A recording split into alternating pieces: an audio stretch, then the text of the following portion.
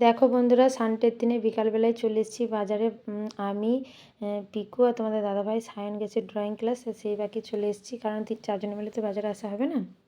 আর আমার ছোটো বাবুর কিন্তু হোয়াইট কালারের শ্যুটা ছিঁড়ে গেছে, তার জন্য ওর লাগে ফ্রাইডে, সেই দিনে একদিনই লাগে হোয়াইট কালারের শ্যু, বাকি দিনগুলো ব্ল্যাক কালারের শ্যু লাগে।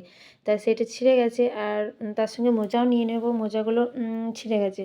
তা তোমাদের দাদাভাই পছন্দ করছে যে কোনটা নেবো, পায়ের মাপেও পরিয়ে দেখছে যে কোনটা হবে। আর এখানে চিকটা কেন পরিয়েছে জানো, পায়ে ময়লা থাকবে তো, সাদা শ্যু তো, ওই জন্য দোকানদার বললো একটু চিক পরিয়ে দিতে।